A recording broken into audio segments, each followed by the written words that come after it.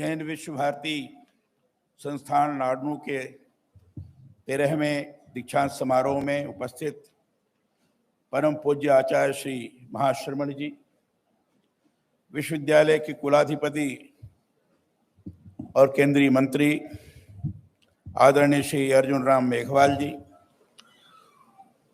मुख्य मुनि पूज्य श्री महावीर कुमार जी, साध्वी प्रमुख विशुद्ध विभा जी, साध्वी वैया जी, कुलपति प्रोफेसर बी आर दुग्गल जी, संस्थान के अध्यक्ष श्री अमरचंद लोकड़ जी, पूर्व सांसद श्री संजीव गणेश नाइक जी, कुल सचिव श्री रमेश कुमार मेहता जी, संस्थान के शासी समितियों के सदस्यगण, शिक्षकगण एवं प्यारे विद्यार्थियों, पत्रकार मित्रों, छायाकार बंधुओं, जैन विश्व भारती लांडू डीम्ड विश्वविद्यालय के इस भव्य दीक्षांत समारोह में आप सभी के साथ उपस्थित होकर मुझे अत्यंत प्रसन्नता की अनुभूति हो रही है। मैं इस अवसर पर विभिन्न पाठ्यक्रमों में सर्वप्रथम आने पर उपाधि सहित पदक प्राप्त करने वाले, पीएचडी तथा अन्य विषयों में उपाधियां प्राप्त करने वाले सभी विद्यार्थियों को बधाई देते हुए उनके उज्जवल भविष्य की शुभकामनाएं देता हूं। मुझे विश्वास है कि आप सभी ने यहाँ जो शिक्षा प्राप्त की है उसका उपयोग आप भविष्य में संपूर्ण मानवता की बेहतरी के लिए करेंगे। दीक्षांत का अर्थ ही है दीक्षित होकर नए जीवन में प्रवेश। मैं दीक्षांत समारोहों में यह बात विशेष रूप से कहता रहा हूं कि दीक्षांत शिक्षा का अंत नहीं बल्कि शुरुआत है। ऐसी शुरुआत जिसके अंतर्गत सीखे हुए ज्ञान का उपयोग विद्यार्थी भावी जीवन के निर्माण के लिए, समाज और राष्ट्र के उत्थान के लिए करता है। आप विद्यार्थियों के लिए यही वह मुकाम है जिसमें अर्जित ज्ञान का आलोक आप चहुं ओर फैला सकते हैं। शिक्षा वह आलोक है जिसे पूरा समाज प्रकाशित होता है। जीवन और समाज को बेहतर बनाने का महत्वपूर्ण साधन शिक्षा ही है।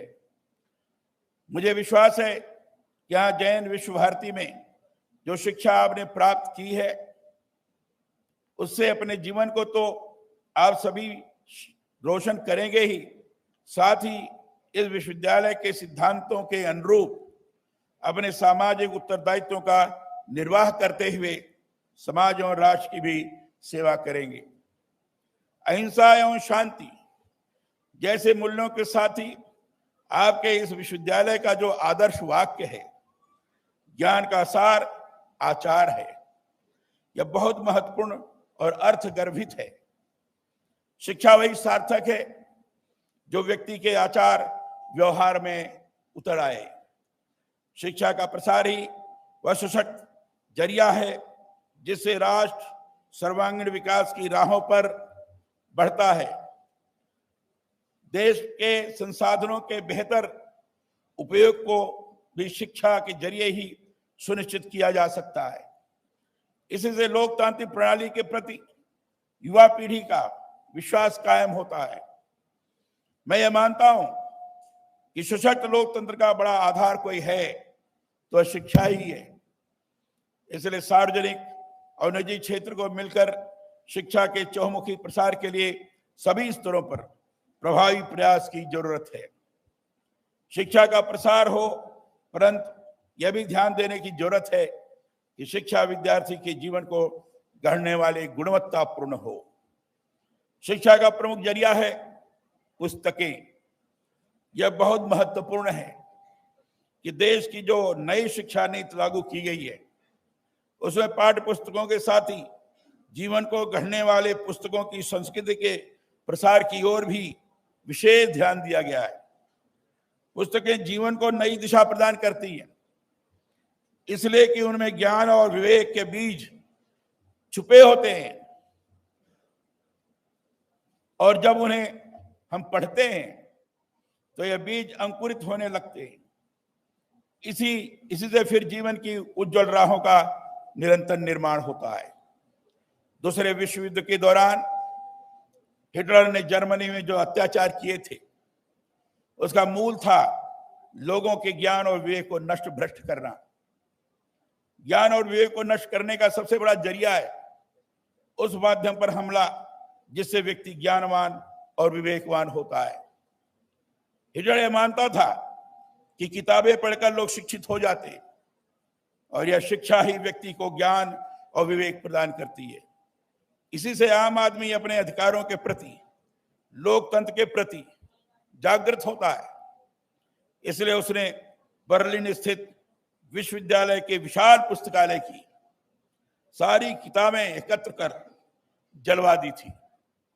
हिटलर का यह कृत्य लोगों को शिक्षित किए जाने पर सीधा प्रहार था।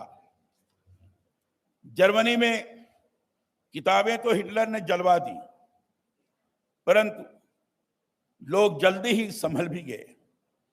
उन्होंने वहां किताब पढ़ने का एक बड़ा आंदोलन शुरू किया। जिस दिन हिटलर ने बर्लिन में किताबें जलाई थी, उस दिन को लोग पुस्तक पर्व के रूप में मनाने लगे। अभी तक मनता है। आज भी उस दिन की अंधेरी स्मृति को उजागर प्रदान करने के लिए पूरे बर्लिन शहर में जगह जगह किताबों को पढ़कर सुनाया जाता है। रेस्तराओं में बैठकर, चौराहों पर बैठकर, पार्क में एकत्र होकर लोग उस एक दिन किताब पढ़ने के लिए अपने आप को समर्पित करते हैं। किताबें शिक्षा और संस्कृति का मूल है। इस बात को तुर्की शासक बख्तियार खिलजी भी जानता था। इसलिए उसने नालंदा विश्वविद्यालय के पुस्तकालय में आग लगवा दी। वह ज्ञान और विवेक की स्रोत पुस्तकों के जरिए भारत की संस्कृति को सदा सदा के लिए मिटाना चाहता था। नालंदा विश्वविद्यालय में इतनी पुस्तकें थी कि पूरे 3 महीने तक पुस्तकालय में आग धधकती रही।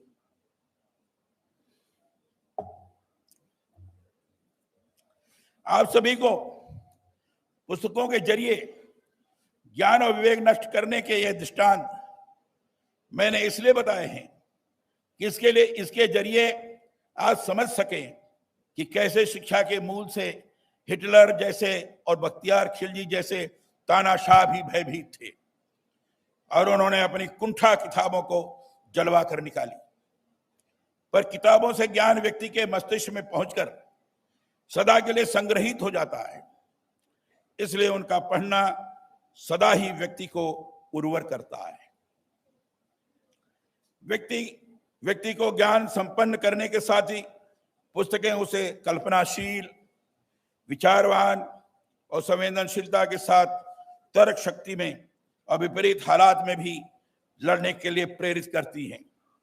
इसलिए शिक्षा के अंतर्गत पुस्तकों के पठन पाठन पर ही सर्वाधिक ध्यान दिया जाता है। पर सृजनात्मक शिक्षा और सार्थक शिक्षा के लिए यह बहुत जरूरी है कि पाठ्य पुस्तकों के साथ ही विद्यार्थियों को ऐसी पुस्तकें पढ़ने के लिए प्रेरित किया जाए जिनसे उनके व्यक्तित्व का विकास हो सके, निखार हो सके। स्वामी विवेकानंद जी ने युवाओं के लिए कभी एक मंत्र प्रयोग किया था, यह आज भी प्रासंगिक है। उत्तिष्ठत जागृत प्राप्य वरा निबोधत। कठोपनिषद का यह मंत्र कहता है, उठो, जागो और तब तक मत रुको जब तक कि अपने लक्ष्य तक न पहुंच जाओ। शिक्षा भले ही पूर्ण हो जाए, परंतु सीखने की कोई सीमा नहीं है।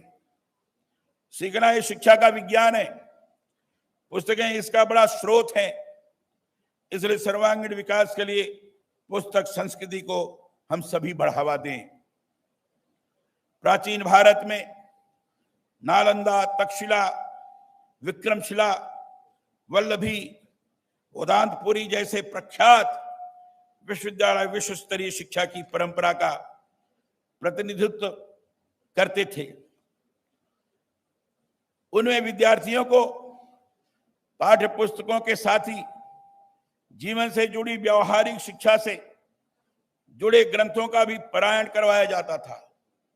मैं समझता हूं आज भी इसी बात की जरूरत है।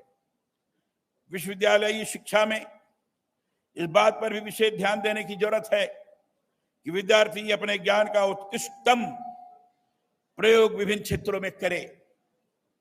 इसके लिए प्राध्यापकों को पाठ्य पुस्तकों के साथ ही अधुनातन ज्ञान से निरंतर अपने आप को अपडेट रखने की जरूरत है।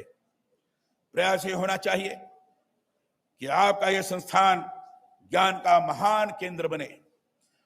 महान केंद्र बनने की दिशा में लगातार यह संस्थान काम करता जा रहा है। जैसे कुलपति महोदय ने अपने रिपोर्ट के अंतर्गत इस विश्वविद्यालय के बारे में बताया, लगातार गुणवत्ता के कारण इस विश्वविद्यालय को स्तर प्राप्त होता जा रहा है।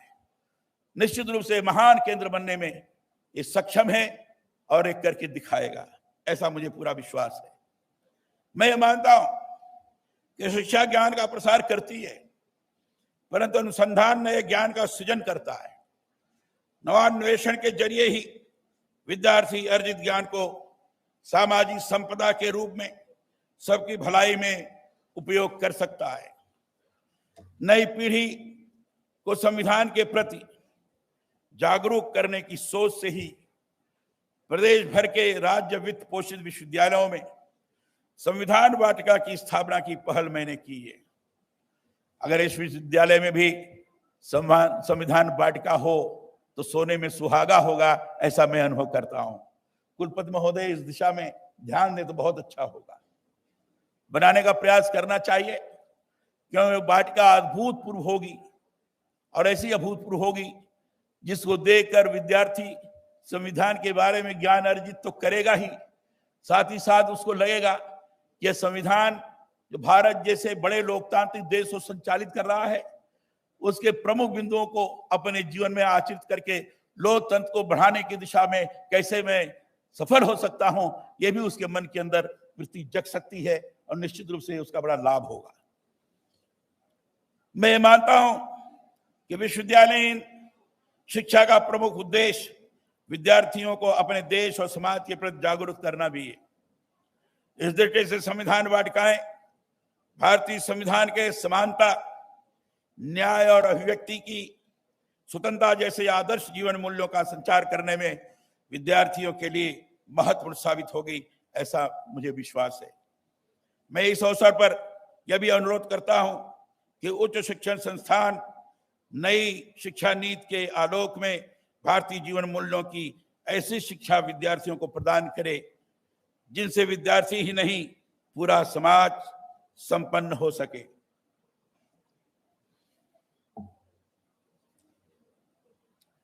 गौतम बुद्ध ने अपने शिष्यों को दीक्षा देते समय कहते थे, अप दीपो भव, अर्थात अपने दीपक स्वयं बनो, स्वयं ज्योति बनो और स्वयं ज्योति बनकर के लोगों को आलोकित करते जाओ, ज्योति बनकर के लोगों का मार्गदर्शन करते जाओ, ज्योति बनकर के लोगों के अंदर सकारात्मक प्रवृत्ति का जागरण हो सके, इस प्रकार की व्यवस्था कर सको। मैं चाहता हूं हमारे विद्यार्थी ज्ञान के प्रकाश से स्वयं ही नहीं आलोकित हों, बल्कि पूरे या समाज को आलोकित करें। नई शिक्षा नीति में कौशल विकास पर इसलिए विशेष ध्यान दिया गया है कि पाठ्यक्रम के अध्ययन के साथ विद्यार्थी ऐसे हुनर से भी जुड़ सके जिसे भविष्य में उसे किसी पर निर्भर नहीं रहना पड़े। आत्मनिर्भर भारत की सोच का मूल भी यही है। भारत के प्रधानमंत्री ने इसी मूल को ध्यान में रखकर आत्मनिर्भर भारत का अभियान संचालित किया है और पूरे विश्वास में है। उनका लगातार कहना है, local for vocal, local for global. यानी लोकल के माने स्थानीय स्तर पर उत्पादित माल को आगे बढ़ाने का प्रयास करो, क्यों सार्वजनिक क्षेत्र में ही इधर तक ही न सीमित रहे, बल्कि विश्व तक, विश्व स्तरीय स्तर पर उसका प्रसार हो सके, ताकि ग्रामीण स्तर तक लोगों को ये अनुभव हो सके कि हाँ, यहाँ के हुनर के माध्यम से जो चीज प्रकट की गई है निश्चित रूप से सार्वजनिक दृष्टि से बड़ी उपयोगी हो सकती है। एक ऐसी स्थिति का निर्माण करो और इससे लोगों के मन के अंदर आत्मनिर्भरता की स्थिति निर्माण होगी, और आत्मनिर्भरता की स्थिति निर्माण होगी तो आत्मविश्वास स्वयं जागृत होगा। इसी बात को ध्यान में रख करके भारत के प्रधानमंत्री ने आत्मनिर्भर भारत का अभियान संचालित किया। इसकी सोच भी यही है, सभी क्षेत्रों में देश के युवा स्वावलंबी बने, साथ ही देश के संसाधनों का समुचित सदुपयोग देश हित में हो। इसी से सभी क्षेत्रों में भारत अग्रणी रहते फिर से विश्व गुरु के रूप में अपनी पहचान बना सकता है। मेरे लिए जानना सुखद है कि नागौर के छोटे से कस्बे में इतने भव्य रूप में यहाँ यह संस्थान आचार्य तुलसी की प्रेरणा से स्थापित किया गया है। आचार्य तुलसी इस दौर के विरल संत, चिंतक, विराट दृष्टि से जुड़े महापुरुष थे, जिनके बारे में आदरणीय श्री मेघवाल जी ने आप सामने अपना वक्तव्य दिया है। उनकी दृष्टि समय से आगे की थी, भविष्य की सोच उनकी जबरदस्त दूरदृष्टि थी। इसलिए उन्होंने जैन विद्या एवं प्राच्य विधाओं के साथ ही जीवन विज्ञान और मूल्यपरक शिक्षा प्रदान करने के महान उद्देश्य से इस संस्थान की नींव रखी। जैन धर्म ही नहीं बल्कि सनातन भारतीय संस्कृति के आदर्श जीवन मूल्यों के सीख देने वाले इस संस्थान में इसीलिए सकारात्मक ऊर्जा की अनुभूति होती है कि यहां मानव मूल्यों के आदर्श की स्थापना पर जोर है। कोई भी विश्वविद्यालय या उच्च शिक्षण संस्थान अपने भव्य भवनों, वहां उपलब्ध उच्च स्तर की भौतिक सुविधाओं से अपनी पहचान नहीं बनाता है, बल्कि उसकी पहचान वहां के शैक्षणिक वातावरण, शिक्षा की गुणवत्तापूर्ण स्तर से होती है। इस दृष्टि से नाडू जैसे छोटे से कस्बे से सुदूर स्थानों तक औपचारिक और दूरस्थ शिक्षा के जरिए ज्ञान के प्रसार का यह जो प्रयास है, यह वंदनीय है, अभिनंदनीय है। मुझे बताया गया है कि इस संस्थान से शिक्षित बहुत सी प्रतिभाओं ने देश विदेश में अपनी विशेष पहचान बनाई है। आज इस दीक्षांत समारोह पर मैं उन सभी का भी वंदन और अभिनंदन करता हूं। यह जानना प्रसन्नतादायक है कि आपके इस संस्थान द्वारा वास्तु, ज्योतिष जैसे विषयों के साथ ही जीवन विज्ञान, योग आदि विशिष्ट शिक्षा और शोध में पौर्वात्य ज्ञान को आधुनिक तकनीक के सम्यक उपयोग से तथा अहिंसा तो प्रमुख बिंदु है, तत्व है, उससे समृद्ध किया जा रहा है। मुझे ज्ञात है कि आपके इस संस्थान की अंतरराष्ट्रीय स्तर पर पहचान है। गुरुदेव तुलसी के सपनों को साकार करते हुए आज यह भावी पीढ़ी के चरित्र निर्माण के क्षेत्र में महती योगदान दे रहा है। ऐसे संस्थानों की आज सर्वाधिक आवश्यकता है। शिक्षा का उद्देश्य केवल ज्ञान की प्राप्ति और सक्षम मानव शक्ति का सृजन ही नहीं है, बल्कि बृहद स्तर पर शिक्षा राष्ट्र का निर्माण करती है। इसलिए यह जरूरी है कि शिक्षण संस्थान ऐसा शिक्षा मॉडल विकसित करें जिससे न केवल मस्तिष्क विकसित हो, बल्कि युवाओं की सकारात्मक मानसिकता भी बनने में उसका योगदान हो। पंडित मदन मोहन मालवीय जी ने हमारे देश में काशी हिंदू विश्वविद्यालय के जरिए शिक्षा का एक आदर्श और सर्वांगीण ढांचा तैयार करने का महत्वपूर्ण कार्य किया था। वह ऐसे व्यक्तित्व थे जिन्होंने शिक्षा में पौर्वात्य विद्या और पाश्चात्य वैज्ञानिक ज्ञान दोनों के सर्वोत्तम को अपनाने पर जोर दिया था। शिक्षा में ऐसे ही लोकतंत्र की जरूरत है जो बेहतर ज्ञान है सभी के लिए, जिसका उपयोग हो सकता है उसे अपनाया जाना चाहिए। उसी दिशा में आपका ये संस्थान भी प्रभावी रूप से कार्य करने में सक्षम है और आगे बढ़ रहा है। नवोन्मेषी मस्तिष्क से ही ज्ञान के नए द्वार खुलते हैं। आपका यह संस्थान इस दिशा में निरंतर आगे बढ़े, यह शुभकामना है। संत परंपरा के महान व्यक्तित्व आचार्य तुलसी को प्रणाम निवेदित करते हुए मैं अनुशासता आचार्य के प्रति कृतज्ञ हूं कि मुझे इस अवसर पर स्मरण किया। दीक्षांत समारोह के लिए आप सभी को पुनः पुनः बधाई। जिन्होंने उपाधि प्राप्त की है, पदक प्राप्त किया है, ऐसे लोगों को फिर से बधाई। उनके भविष्य के प्रति शुभकामनाएं। और इतनी बात कहकर आप सब लोगों के चरणों में, संत जनों के चरणों में प्रणाम करते हुए अपनी वाणी को मैं विराम देता हूं। बहुत बहुत धन्यवाद। जय हिंद।